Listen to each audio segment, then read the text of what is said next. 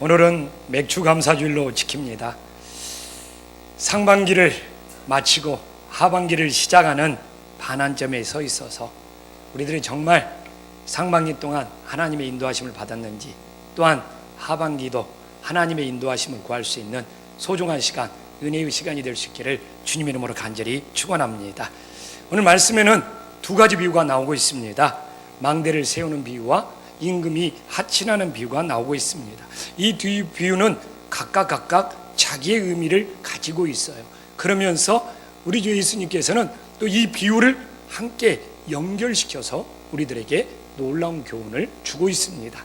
제가 반환점에서 이 예수님의 두 가지 비유를 우리들의 삶에 돌아봤을 때 참 적절한 비유라는 생각이 들어서 오늘 이 중간 지점에서 이 비유를 통하여 우리 성도님들과 은혜를 나누고 우리들의 삶에 적용할 수 있는 소중한 시간이 될 수 있기를 간절히 축원합니다. 늘 말하지만 예수님의 비유는 절대로 추상적인 것이 아니에요. 일상 생활에서 일어난 일들을 우리 주 예수님은 늘 비유로 사용하고 있습니다. 씨 뿌리는 비유, 맷돌을 돌리는 비유, 다 일상의 삶의 것들을 예수님은 비유로 풀어서 우리들이 쉽게 이해할 수 있도록 하시고 계십니다. 아니나 다를까 오늘 망대를 세우는 비유나 오늘 이 임금이 하친하는 비유도 없었던 일을 하는 것이 아니라 실제 당시에 있었던 일을 가지고 이걸 통해서 비유를 통하여 우리들에게 실제적인 삶의 교훈을 주고 계십니다. 당시에 망대를 세우는 일은 건축하는 일에 속하잖아요. 그래서 당시에도 이 건축하는 일들이 굉장히 많이 일어났습니다. 그런데 건축을 하다가 중단하는 일이 두 가지 때문에 일어납니다. 첫 번째는 열심히 건축을 하다가 비용 조달을 못해서 그 건축이 멈추는 경우가 있겠죠. 또 하나는 뭡니까? 설계도를 제대로 준비하지 못하다 보니까 건축을 어떻게 해야 될지 방향을 잃어버리고 우왕좌왕하다가 멈춰버리는 이 두 가지 경우가 흔하게 있었다고 합니다. 실제로 예수님이 이 비유를 하기 전에 빌라도가 수도관 공사를 했습니다. 로마의 총독 빌라도가 수도관 공사를 하는 것은 얼마나 대단한 사업이었겠습니까? 그런데 이 빌라도 총독이 이 유대 땅에서 수도관 공사를 하다가 도중에 멈추게 되었어요. 왜? 비용 조달을 다 못해서. 그래서 이 빌라도 총독이 주민들한테 실제로 웃음거리가 된 경우가 있었다는 겁니다. 그래서 예수님은 이런 일이 일어난 걸 알고 이런 것을 빗대어 오늘 비유를 통하여 우리들에게 영적인 교훈을 주고 있습니다. 오늘 이 예수님이 망대를 세우는 비유, 이 건축하는 비유가 우리들에게 어떤 교훈을 주는지 오늘 이 비유를 통하여 우리들의 삶에 적용해 보고자 합니다. 첫째로 이 망대를 세우는 것, 이 건축하는 것은 믿음의 집을 세운다는 것과 똑같은 의미가 있습니다. 그러는데 오늘 믿음의 집을 세우기 위해서는 예수님께서 뭐라고 말합니까? 대가를 지불해야 된다는 거예요. 우리가 오늘 다 읽었지만 28절 말씀을 다시 한번 함께 읽어보겠습니다. 시작. 너희 중에 누가 망대를 세우고자 하시는데 자기 자신의 가진 것이 준공하기에 족하는지 먼저 앉아 그 비용을 계산하지. 정말 오늘 예수님께서는 건축을 시작하기 전에 이 건축을 할 때 비용이 얼마나 들어가는지 먼저 계산을 하고, 그리고 충분히 이 비용 조달을 해서 건축을 할 수 있는지 먼저 앉아서 판단해보고 생각해라는 것을 강조를 하고 있습니다. 그래서 오늘 하나님의 말씀을 들어보면 무엇을 말하고 있습니까? 이렇게 믿음의 집을 세우는 일에는 뭐가 필요하다? 대가를 지불해야 된다는 겁니다. 그런데 이런 말씀들이 우리들에게 딱 부딪히는 거예요. 우리들의 교회에 나오면, 주님 앞에 나오면 하나님이 복 주신다, 하나님이 응답해 주신다, 하나님이 채워 주신다, 이런 것에 길들여 있는 신앙이 오늘 딴 사람이 한 이야기도 아니잖아요. 예수님이 직접 믿음의 집을 세우기 위해서는 비용을 지불해야 된다, 대가를 지불해야 된다, 이게 더 부딪히는 거예요. 여러분들은 교회 다니면서 어떤 말씀을 드렸습니까? 교회에 나오면 하나님이 축복해 주셔, 교회에 나오면 자녀가 잘 돼, 교회에 나오면 복받아, 교회에 나오면 응답받아, 이런 말씀만 젖어서 교회를 다니는데 오늘 예수님은 너희들이 믿음의 집을 세우기 위해서는 비용을 지불해라, 대가를 지불해라, 이것이 더 부딪히는 거예요.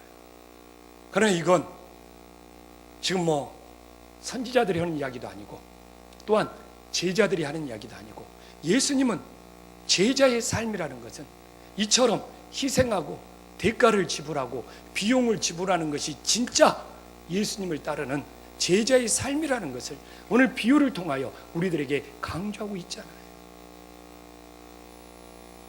여러분들은 상반기 동안 이 반환점에서 내 믿음의 집을 세우게 하여 여러분들은 얼마나 대가를 지불하고 얼마나 희생하고 얼마나 비용을 지불했는지, 그런 하나님 앞에 시간이나 물질이나 그런 삶의 대가를 지불하지 않고 우리들의 믿음이 집이 저절로 세워지기를 원하고 있습니까?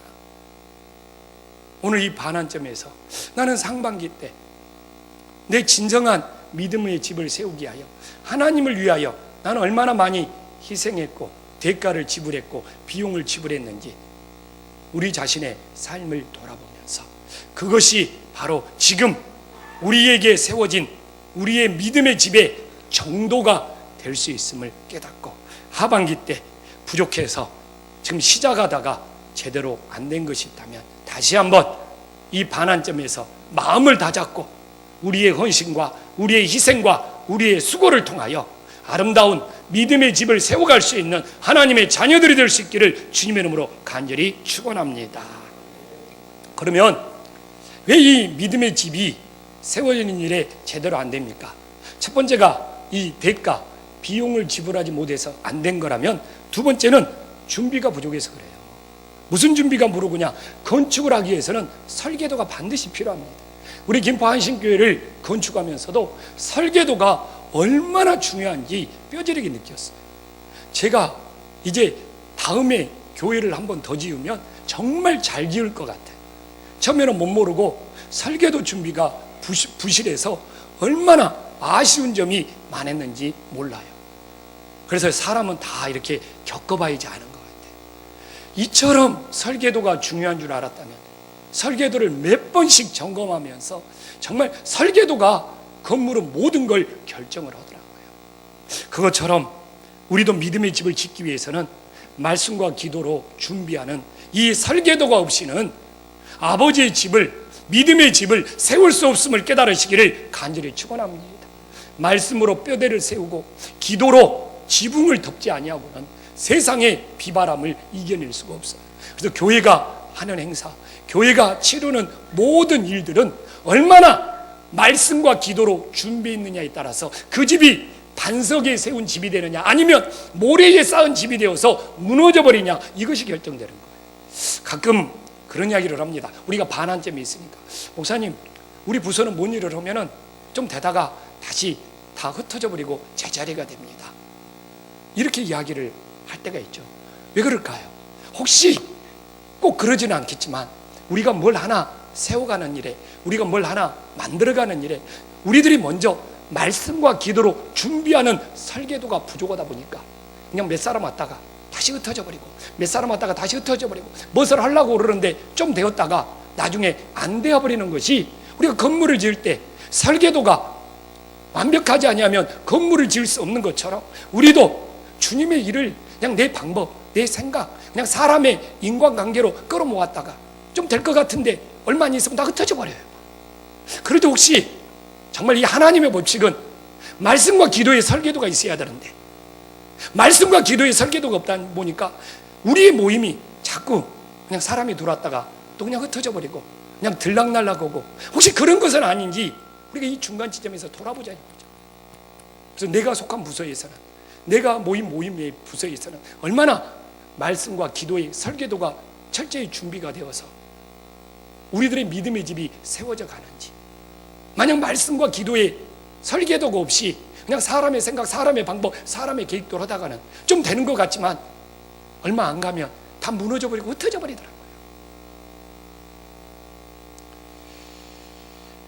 또한 여러분, 오늘 이 믿음의 집은 뭡니까? 시작도 중요하지만 끝까지 준공하는 것이 중요해요. 그래서 오늘 30절에 보면 예수님이 직접 말하고 있잖아요. 우리가 30절 말씀을 다 함께 한 목소리 읽어보겠습니다. 시작. 이르되 이 사람이 공사를 시작하고 능히 이루지. 여러분, 믿음의 집은 세워져야 되잖아요. 믿음의 집은, 건축이라는 것은 준공을 받아야 되잖아요.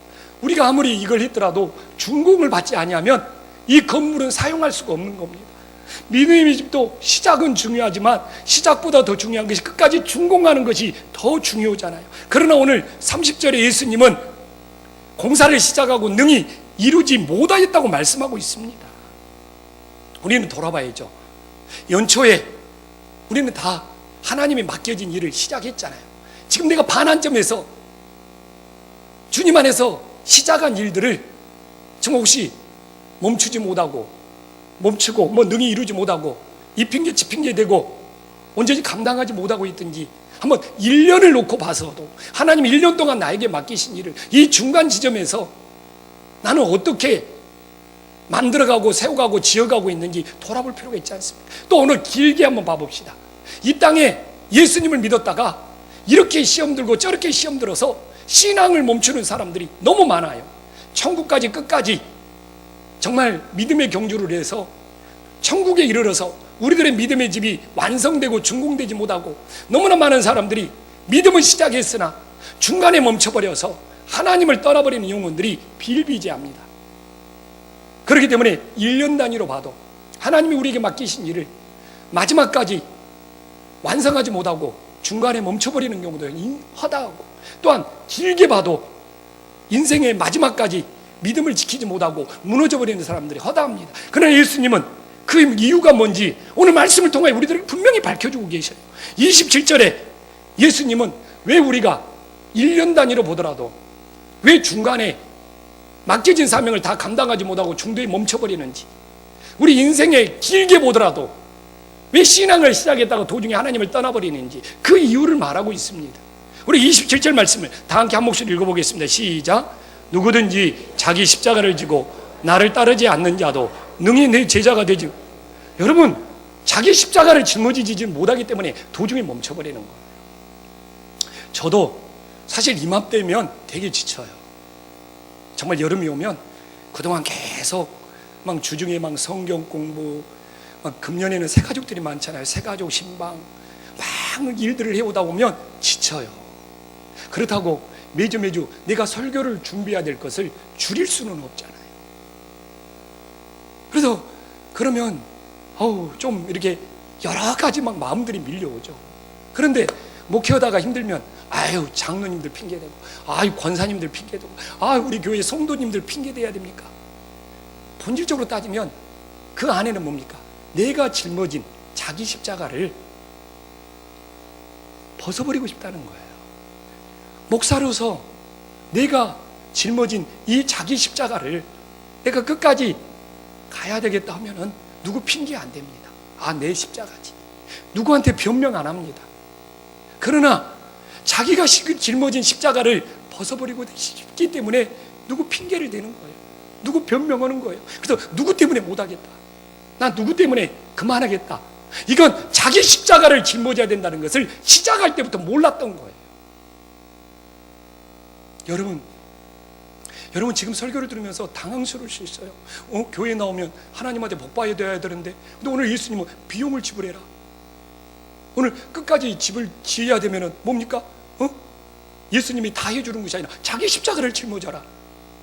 예수님 말씀이에요.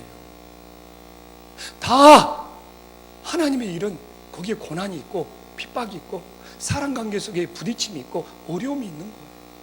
중간 지점에 서서 과연 나는 자기 십자가를 짊어지고 나에게 맡겨진 이 믿음의 집을 끝까지 완공하고자 하는지, 정말 내가 짊어진 십자가가 힘들고 무겁다고 이 핑계 저 핑계 변명하면서 그 십자가를 내려놓으려고 하는지 한번 반환점에서 돌아보자 이거죠. 그래서 혹시 하나님은 분명히 나에게 주신 이 자기 십자가가 있는데 그걸 회피하려고 하는 그런 마음들은 없는지 돌아보면서 자기 십자가를 짊어져야지만이 믿음의 집을 도중에 포기하지 않고 끝까지 준공하고 완공할 수 있다는 것을 오늘 이 예수님의 비유를 통하여 깨달을 수 있기를 주님의 이름으로 간절히 축원합니다. 이처럼 망대를 세우는 비유는 대가를 지불해야 되고 사전에 말씀과 기도로 준비해야 되고, 또한 끝까지 자기 십자가를 짊어질 때만이 믿음의 집이 완공된다는 것이잖아요. 그러면 이제 임금이 화친하는 비유로 넘어가 보자고요. 이것도 예수님이 당시에 일어났던 일을 가지고 우리들에게 비유로 가르쳐주고 계셔요. 그 당시 왕은 누구였습니까? 헤롯 왕이었어요. 그런데 이 헤롯 왕이 아라비아 공주와 결혼을 했습니다. 정략 결혼이겠죠. 그런데 세상에 이복 동생 헤로디아와 눈이 맞아서 결혼을 하고 싶었어요. 그러니까 어떻게 합니까? 헤로디아, 이복 동생 헤로디아가 헤롯 왕에게 요구합니다. 당신이 지금 살고 있는 저 아라비아 공주와 이혼하지 않냐면 나 당신하고 같이 못 살아. 하니까 이 헤롯이 아라비아 공주와 이혼을 하고 이복 동생 헤로디아와 결혼을 합니다. 그러면서 아라비아 공주가 정말 피눈물 나게 쫓겨났다는 거예요. 이 일에 대하여 세례 요한이 헤롯 왕에게 찾아가서 직언하지 않습니까?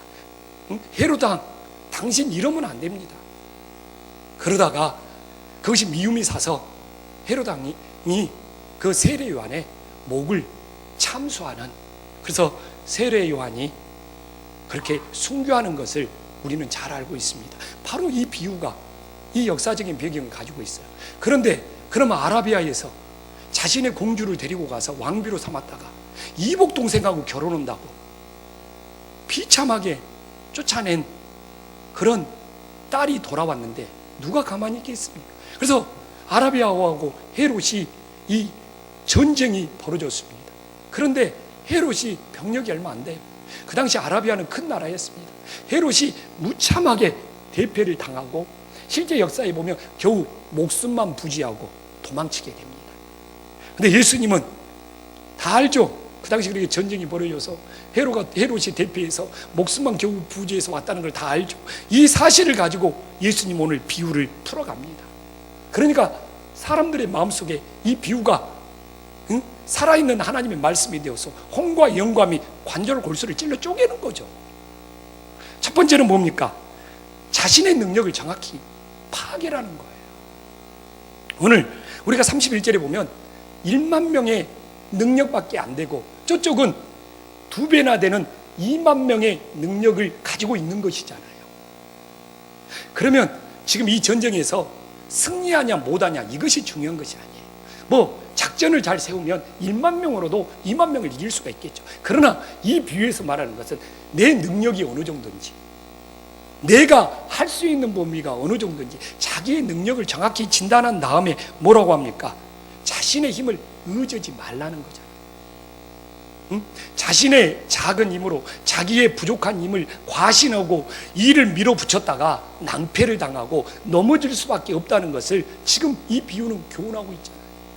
그래서 우리 신앙생활을 하면서 할 수 없는 것이 절대로 창피하고 부끄러운 일이 아니에요.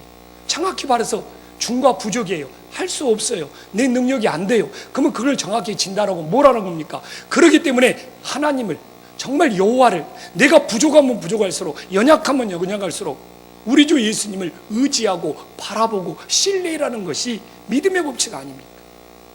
그래서 저는 늘 이야기하잖아요. 우리 한신교회는 부족한 것이 많아요. 부족한 것이 저는 절대로 부끄럽다고 생각하지 않습니다. 그래서 많은 사람들이 와서 이야기해요. 교회 규모가 이 정도 되고 사람들이 이 정도 되면 다 이런 것들이 갖춰져야 되지 않습니까? 근데 저는 그런 마음입니다. 절대로 뭐 강제적으로 인위적으로 막 사람들을 동원해 갖고 하고 싶은 생각이 없어요. 그냥 자리가 비어 있으면 비어 있는 대로 계속 갈 거예요. 그래서 누가 자원해서 그 부족한 자리 내가 채워보겠습니다, 이럴 때까지 기다릴 생각이에요. 저는 개척 초창기에 막 봐보자 그랬는데 초창기에 누가 식당에서 밥을 사람이 있습니까? 없어요. 그래서 우리 장로님들 초창기 온 줄 알지만 그때 청년들이 몇 명 따라왔어요. 청년들이 토스트 기기에 토스트 구워다가 밥을 줬어요. 토스트를 나눠줬어요. 그때 왜 토스트를 구워주냐?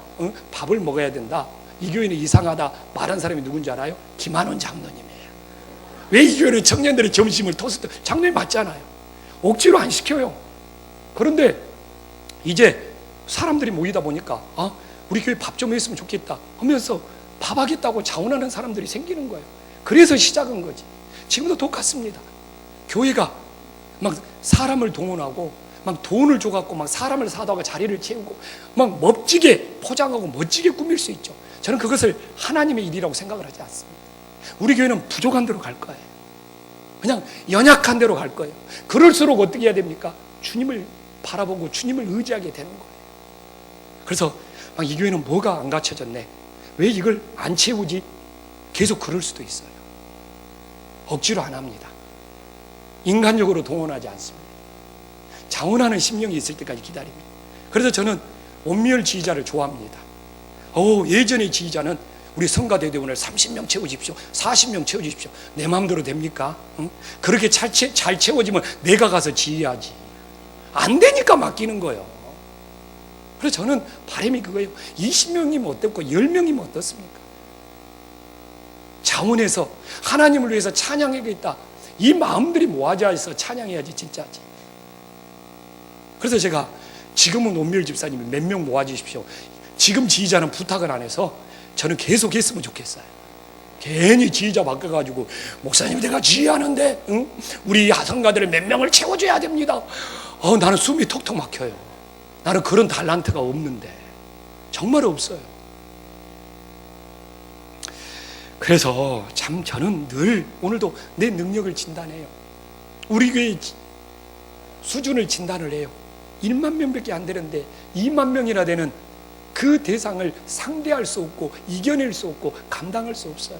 어떻게 해요? 그 부족한 걸 알고 오히려 주님을 의지하고 하나님을 의지해야죠. 또한 오늘 이 비유가 주는, 이 임금이 하친하는 비유가 주는 두 번째 교훈은 뭡니까? 하나님의 뜻대로 헤아리지 아니하겠느냐. 예수님이 31절에 말씀하고 있잖아요. 헤아림이 필요하다는 거예요. 헤아림의 뜻을 찾아보니까 곰곰이 몇 번씩 생각하는 거라고 말하더라고요. 그런데 이 헤아림이 없으면 실수하는 거예요. 이 헤아림이 없으면 피해를 주는 거예요. 제가요 목회 처음 할 때 조용식 목사는 결단력이 좋다, 추진력이 좋다, 막 이런 소리 많이 들었어요. 근데 지금은 목사님 왜 이렇게 결단이 늦어요? 왜 이렇게 결정이 늦어요? 목사님 왜 이렇게 답변이 늦어요? 이런 말을 많이 듣습니다. 그래서 이 추진력이 좋고 막 결단을 빨리빨리 하는 것이 절대로 좋지 않다는 것을 알게 되었어요. 그래서 지금도 성도님들이 무엇을 질문하면 절대로 바로 답변 안 합니다. 헤아려야죠. 몇 번씩 헤아려야죠. 또 헤아리고 또 헤아려야죠. 곰곰이 하나님의 뜻을 물어본다는 거예요. 이래야지만이 말의 실수를 줄일 수 있고 행동의 실수를 줄일 수 있는 거 아니에요? 우리들이 사실 헤아림이 부족하기 때문에 쉽게 말하고 쉽게 행동해서 상처 주고 상처받는 거 아니에요? 우리가 한 번만 더 헤아린다면, 두 번만 더 헤아린다면, 세 번만 더 헤아린다면 진짜 상처 10번 줄 거 절반으로 줄일 수 있고 내 행동 잘못될 거 많이 다스리며 절제하며 살아갈 수 있을 거 아닙니까? 오늘 임금이 헤아리고 또 헤아리고 또 헤아려야지 자신의 백성들을 살릴 수 있는 거 아니에요? 헤아리지 아니하고 밀어붙였다가 얼마나 큰 낭패를 당할 수가 있겠습니까? 그래서 나는 상반기 동안 얼마나 하나님의 뜻을 헤아리면서 내가 말을 했고, 나는 얼마나 하나님의 뜻을 헤아리고 또 헤아려서 나는 행동을 했는지 우리 자신들을 한 번씩 돌아볼 수 있기를 주님의 이름으로 간절히 축원합니다. 또한 오늘 임금이 하친하는 비유 참 은혜돼요. 뭡니까? 큰 것을 위해서 작은 것을 포기할 수 있어야 된다는 것이죠. 오늘 32절에 임금이 화친하는 거, 이거 황복하는 것과 똑같습니다. 지금 임금 체면이 말이 아니에요. 자존심이 말이 아니에요. 명예가 완전히 바닥을 칩니다. 그러나 임금 그 한 사람의 자존심, 체면, 명예보다 더 중요한 것이 뭐예요? 생명을 살리는 거예요. 자기 백성들의 생명을 살리는 거예요. 자기 자신의 백성들의 생명을 살리기 위해서는 뭡니까? 자신의 체면, 자신의 명예, 자신의 자존심 내려놓을 수 있다는 거예요. 똑같지 않습니까? 우리도 한 영혼을 구원하기 위해서, 한 영혼을 전도하기 위해서 내 자존심 좀, 내 체면 좀, 내 명예 좀 내려놓으면 어떻습니까? 그놈의 알량한 자존심 때문에, 그놈의 내 체면 때문에 내려놔야 되는데도 내려놓지 못하고 버티는 알량한 내 이 아집 때문에 생명을 잃어버린다면 그건 어떻게 되겠냐 이거예요. 사실 제가 이중표 목사님, 이 교회를 개척해 준 이중표 목사님을 존경하는 이유가 거기에요. 이중표 목사님은 교인들의 생명을 살리기 위해서는 언제든지 강대상에서 자기가 잘못한 것은 잘못했다고 말하고, 자기가 실수한 것은 실수하겠다고 말하고, 그래서 이 부교육자들이 아니 목사님 체면이 있지, 목사님은 자존심도 없습니까? 이 수석 목사나 행정 목사가 늘 이중표 목사님한테 가서 그렇게 건의를 합니다. 그럼 이중표 목사님이 그래요. 이놈아, 야 후배들이니까, 이 양반아, 무슨 목사의 체면이 중요하고 자존심이 중요해. 영혼들을 살리고 영혼들을 회복시키고 영혼들이 바른 길로 가게 하는 것이 중요하지. 이놈의 체면, 나는 이미 십자가에 못 박혔는데 십자가에 못 박힌 사람이 무슨 체면이 있어, 무슨 자존심이 있어. 그러면서 그렇게 수석 목사나 행정 목사한테 그렇게 생각하지 마 하는 것이 너무 내 기억 속에 분명히 남아 있습니다.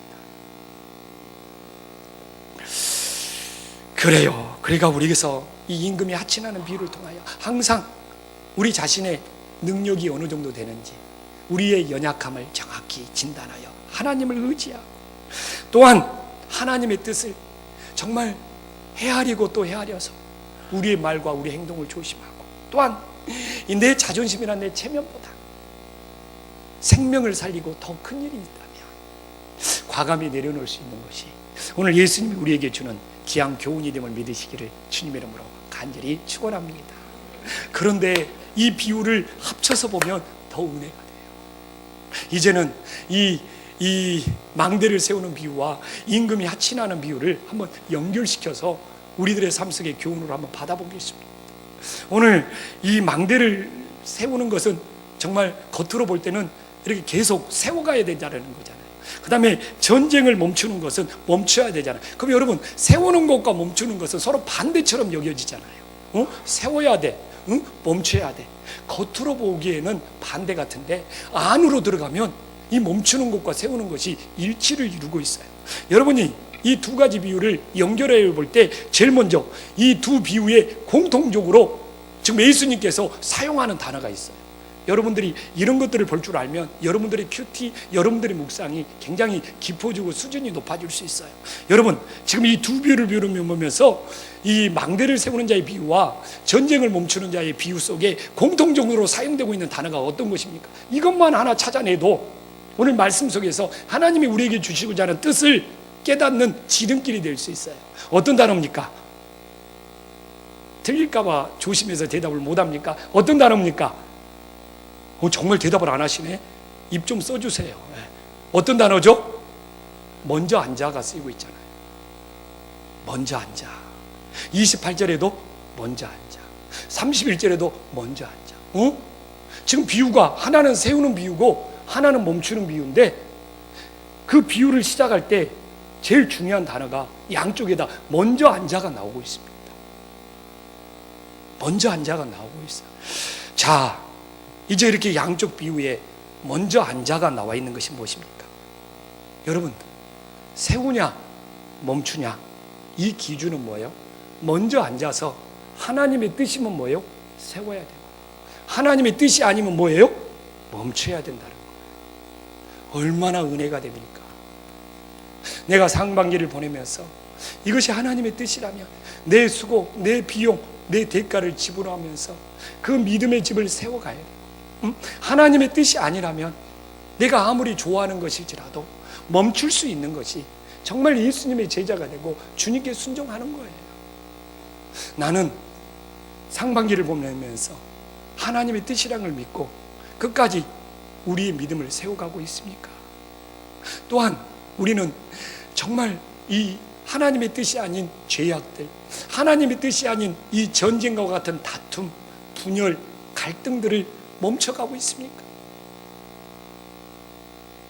우리가 반대로 살면 안 돼요.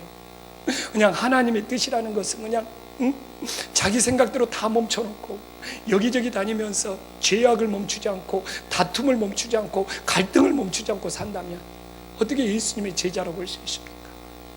정말 기도합니다. 하나님의 뜻이면 멈추지 말고 끝까지 가야 돼요. 정말 내가 아무리 마음에 들지라도 하나님의 뜻이 아니면 그 죄악, 그 습관, 그 행동, 그 다툼 멈출 수 있는 것이 정말 예수님의 제자로 사는 것임을 믿으시기를 주님의 이름으로 간절히 축원합니다. 또한 오늘 두 비유는 이 두 비유를 가져다가 33절 말씀과 연결시키고 있잖아요. 모든 소유를 버릴 수 있어야 된다는 거예요. 근데 여기서 모든 소유를 버린다는 것은 아무것도 가지지 말라는 무소유가 아니고 원뜻을 보면 뭡니까? 소유에 대한 집착을 버려라는 겁니다. 소유에 대한 집착을 버려라는 뜻은 무엇이죠? 소유가 목적이 되지 말고 수단이 되어야 된다는 것이죠. 그러면 이 소유가 목적이 되지 말고 수단이 되어야 된다는 것을 오늘 비유에 연결시켜 보면 어떻게 됩니까? 망대를 세우기 위해서는 소유가 목적이 되지 말고 그 망대를 세우는 수단으로, 그 비용으로 적절하게 사용되어야 된다는 것이죠. 또한 전쟁에서 확신하기 위해서 뭡니까? 배상금을 지불해야 된다면 백성들의 생명을 살리기 위해서 그 임금의 소유가 배상금으로 지불되어서 백성들을 살리는 일에 귀하게 쓰임바 돼야 된다는 것이죠. 그래서 소유가 목적이 되고 소유가 우상이 되는 것이 아니라 하나님의 뜻대로 필요한 것에 사용되어지는 수단이 되어야 된다는 것까지도 예수님 우리들에게 교훈하고 있죠. 그래서 오늘 상반기에 내가 소유한 거 내 것이라고 남용하지 말고 하나님의 뜻을 위하여 하나님의 뜻대로 선하게 사용되어지는 것이 진짜 예수님의 제자가 되는 것임을 깨달으시기를 간절히 축원합니다.